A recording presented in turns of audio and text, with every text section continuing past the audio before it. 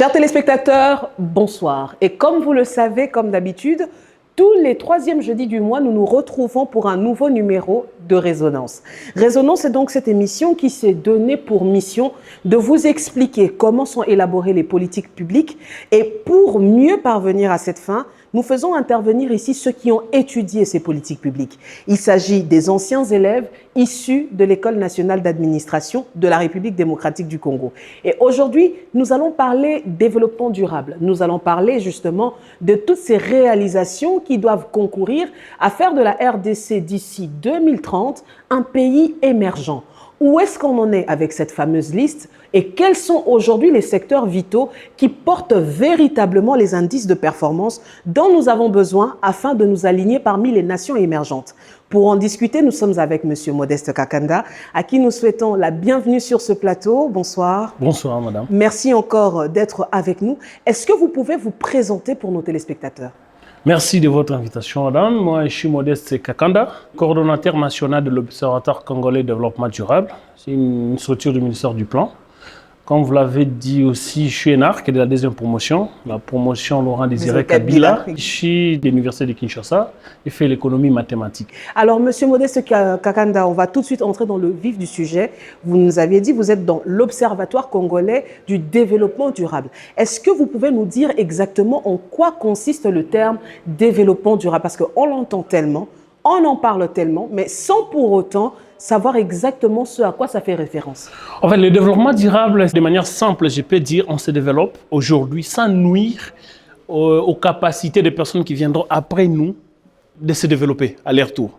C'est ainsi, il ne faut pas qu'on détruise la planète, il ne faut pas, par exemple, qu'on ait une dette très lourde. De manière simple, ça a trois dimensions de développement durable. Il y a la dimension sociale, la dimension économique et la dimension environnementale. Ça signifie on peut pas, il faut combiner les trois dimensions. Donc, on se développe sur le plan social, sur le plan économique et sur le plan environnemental. Parce que vous pouvez être développé sur le plan économique en détruisant la planète. Sur le plan mondial, le développement durable est saisi à travers ce qu'on appelle les objectifs de développement durable. En fait, les Nations Unies en 2015... je précise que ce sont les Nations Unies qui fixent donc le cadre. Oui, c'est un cadre mondial qui donne aux pays les objectifs qu'on appelle les objectifs de développement durable. Il y a 17 objectifs qui touchent à la fois les aspects sociaux, économiques et environnementaux du développement. Mais aussi, il y a un facteur qui est transversal, c'est les institutions. On suppose que les institutions, c'est elles qui jouent un rôle crucial pour mettre en œuvre le développement durable. Et il y a 17 objectifs de développement durable qui sont accompagnés par des cibles. Il y a 169 cibles et 234 indicateurs. En fait, ce sont ces cibles et objectifs que chaque pays devait mettre en œuvre et atteindre d'ici à 2030. C'est-à-dire tous les pays du monde se sont donnés comme échéance 2030.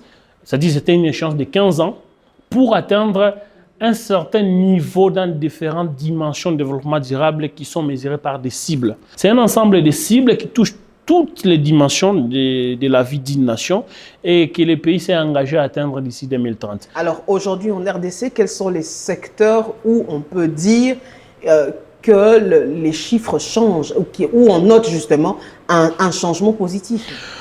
Il faut se dire, déjà au niveau mondial, on est en retard par rapport à ce qui est l'atteinte des objectifs de développement durable. La moyenne mondiale. Certes, il y a des pays qui sortent du lot, mais aussi des pays qui sont très en deçà des progrès requis pour atteindre les ODD. Pour ce qui concerne la RDC, il faut être clair que nous sommes en retard par rapport à plusieurs indicateurs. Mais aujourd'hui, les pays mettent en œuvre plusieurs réformes et plusieurs actions dans plusieurs domaines de développement et qui peuvent engager des progrès. C'est dans ce sens que récemment, on a adopté une feuille de route d'accélération des ODD, a identifié plusieurs actions accélératrices dans lesquels le gouvernement peut investir et espérer enregistrer des progrès substantiels d'ici 5 ans. Donc la feuille de route a été adoptée au niveau du gouvernement, en Conseil des ministres, et nous espérons vivement de notre vœu que cette feuille de route sera mise en œuvre pour que les pays enregistrent des progrès. Alors, est-ce que vous pouvez épingler les secteurs qui figurent sur cette feuille de route? En fait, la feuille de route est faite par ODD. Et la logique qu'il y a dans les ODD, c'est qu'il n'y a pas un ODD prioritaire. Okay. On part dans le sens où il y a des synergies entre les domaines de développement.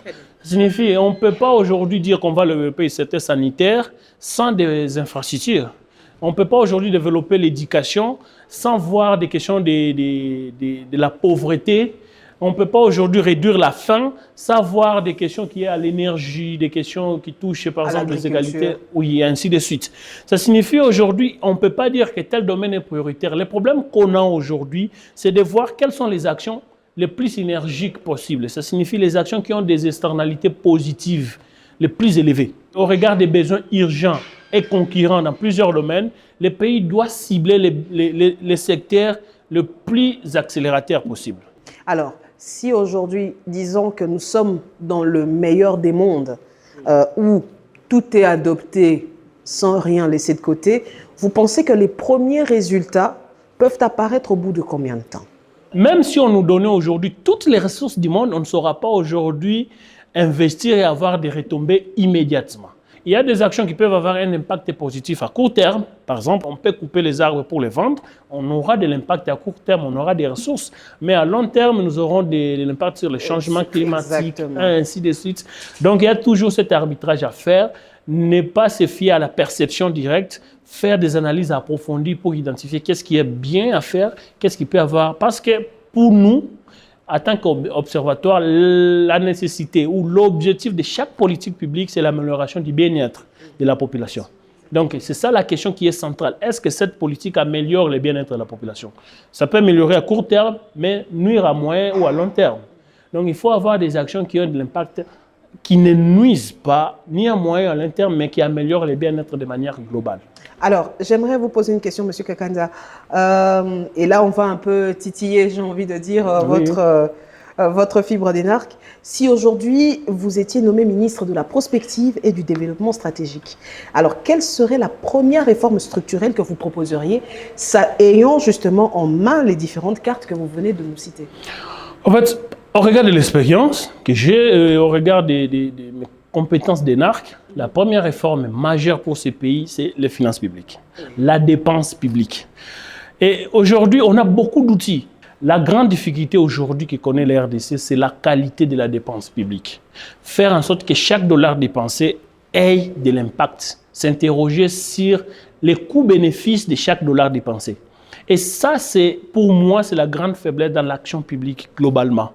C'est ainsi que nous espérons vraiment qu'on va migrer le plus rapidement possible vers les budgets programmes pour que les politiques publiques soient financées. Aujourd'hui, on a le plan national stratégique de développement qui a été adopté par le ministère du Plan. Oui. Ça peut rester une liste de bonnes intentions s'il n'y a pas un financement requis. Le premier financement pour un plan de développement, c'est d'abord le financement national.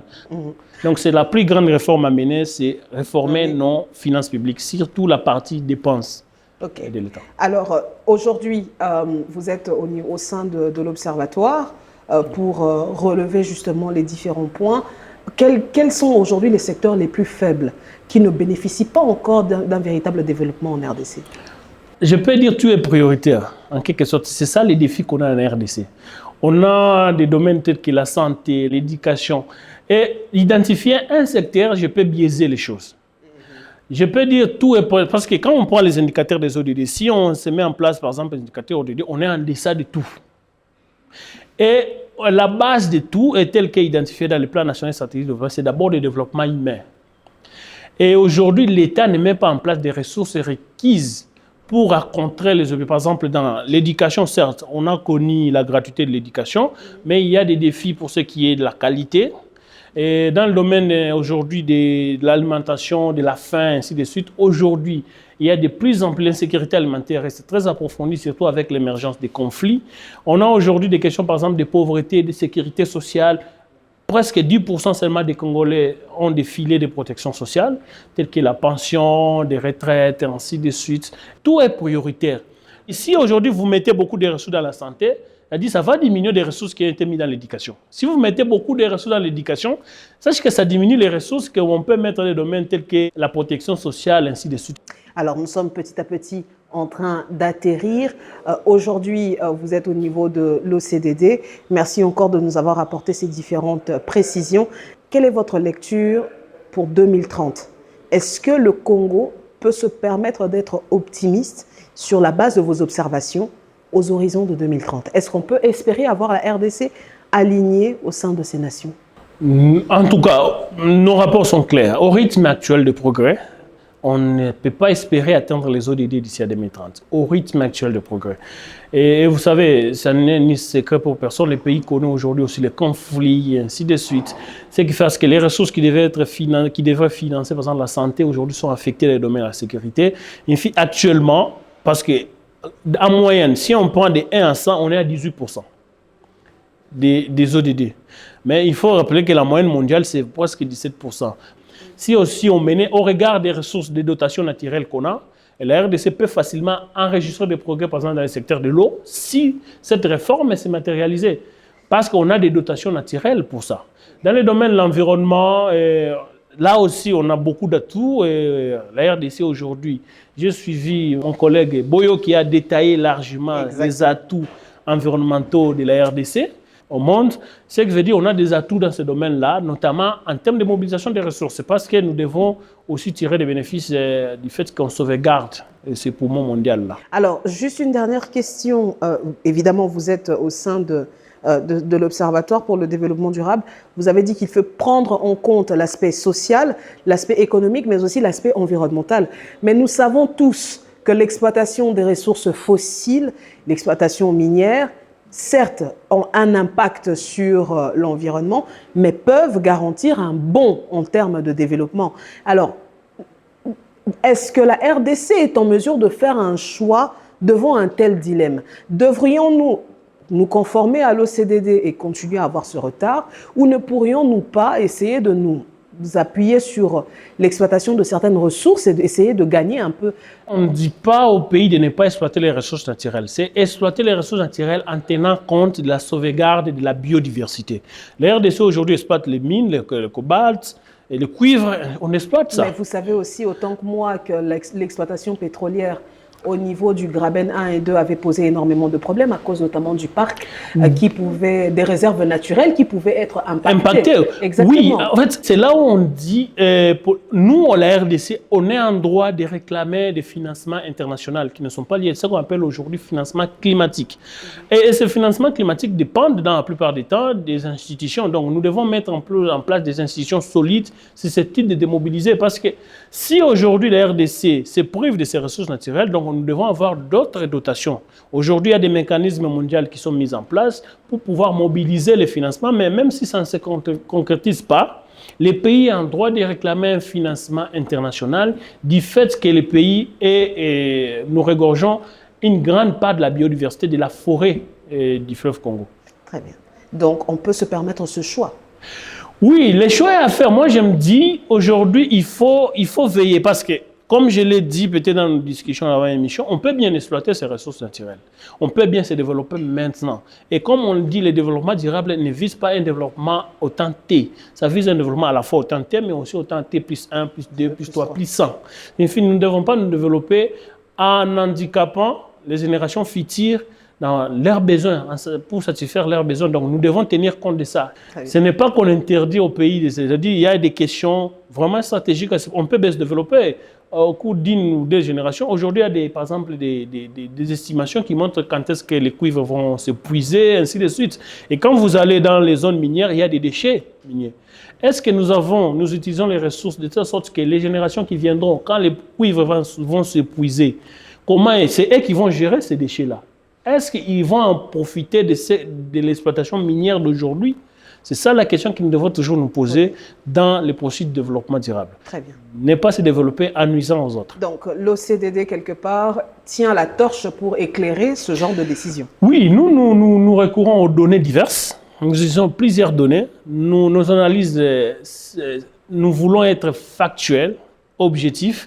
Nous recourons aux données produites par exemple par l'Institut national de la statistique, par des services publics de l'État, et nous les mettons en parallèle avec les cibles pour voir où est-ce qu'on en sommes, qu'est-ce qui peut être fait, et nous tirons de l'expérience internationale, qu'est-ce qui a été fait ailleurs dans tel domaine pour développer, par exemple dans la santé maternelle, comment on peut éviter les décès maternels, qu'est-ce qui peut être fait, ainsi de suite, quelle politique peut fonctionner, qu'est-ce qui ne fonctionne pas, et nous mettons devant les décideurs les éléments des décisions. C'est-à-dire, nous leur donnons des faits sur base desquels ils peuvent prendre des décisions éclairées pour améliorer le bien-être de la population. Merci encore, Monsieur Modeste Kakanda, pour votre Merci contribution. beaucoup, madame. Mesdames et messieurs, c'est par ici que s'achève cette émission. Nous vous remercions pour votre attention particulière et nous vous redonnons rendez-vous très prochainement pour un nouveau numéro de Résonance avec un nouvel énarque. Au revoir.